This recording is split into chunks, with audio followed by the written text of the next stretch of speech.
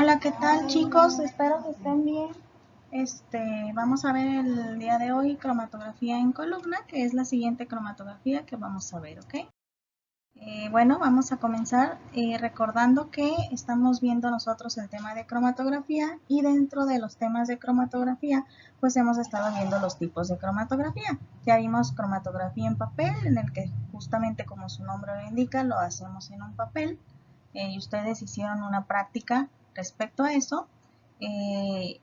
Ya vimos capa fina, donde determinamos el RF y que se hace en placas cromatográficas. Y el día de hoy vamos a ver cromatografía en columna, dejando pendiente cromatografía de gases y cromatografía HPLC, que veremos más adelante antes de concluir segundo parcial.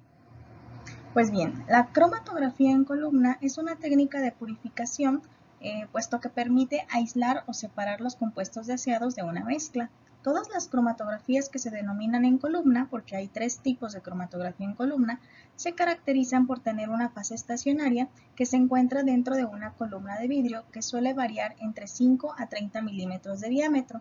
Esta columna de vidrio tiene una forma muy similar a una bureta, por la que se hace pasar una fase móvil o líquida, móvil líquida o gaseosa, según la afinidad de las moléculas por la fase móvil y por la fase estacionaria, pues estas se van a ir separando.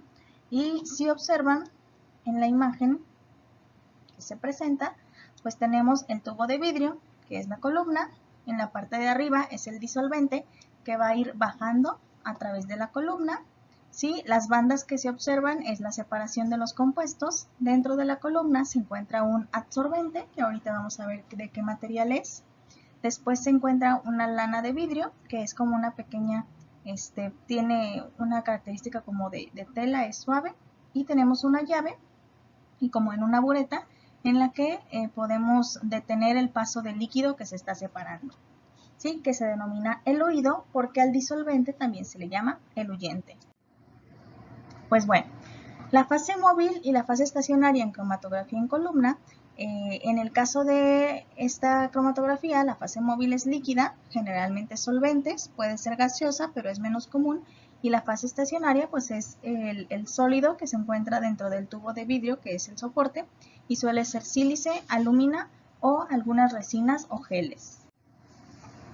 Tenemos tres tipos de cromatografía en columna: la cromatografía de adsorción con D, en donde el sólido absorbe el componente que inicialmente estaba en la fase móvil; la cromatografía de intercambio iónico, en donde el sólido es un cambiador de iones; y la cromatografía por exclusión, en la que el sólido es un gel formado por polímeros no iónicos que retienen a las partículas según su tamaño. ¿Cuál es el procedimiento de una cromatografía en columna?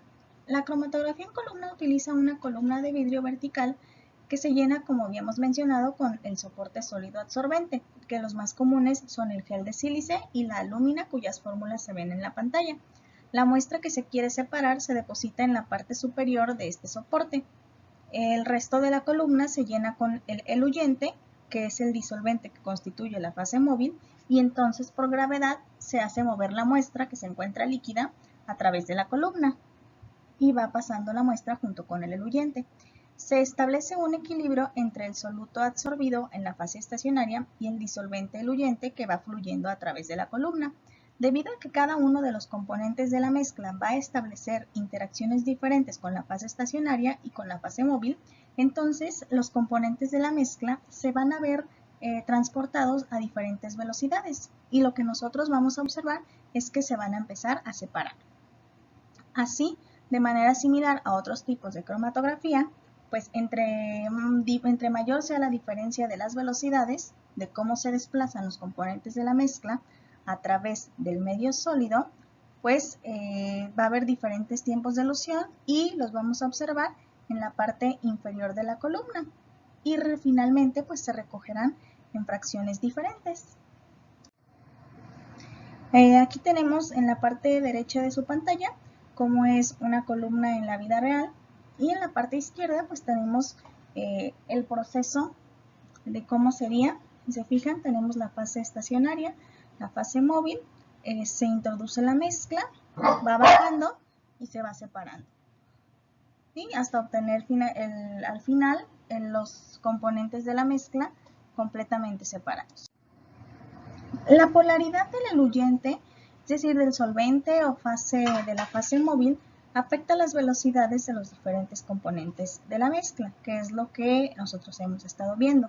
Y aquí vamos a utilizar un término que se llama polar y no polar, que deberán ver en orgánica, pero podemos, ahorita vamos a ver unos ejemplos de algunos solventes polares y no polares. Si el disolvente es muy polar, entonces la elusión va a ser muy rápida y generalmente va a haber poca separación de los componentes de la mezcla. Y si es apolar o no polar, entonces no van a eluir los compuestos de la columna. Es decir que es importante elegir el solvente adecuado para la separación de la mezcla.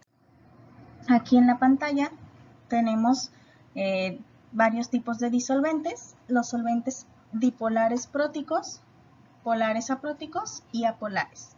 Y si mi muestra es polar, entonces tengo que poner un disolvente polar, y si mi muestra es apolar, tengo que poner un solvente apolar. Finalmente, ¿qué aplicaciones tiene? En el caso de la cromatografía en columna, solo se utiliza con fines preparativos, pues generalmente se usa únicamente para la separación y purificación de compuestos orgánicos, tanto sólidos como líquidos. Y en el caso de que sean sólidos, pues se tienen que solubilizar en el solvente o en el eluyente para poder utilizar la cromatografía en columna.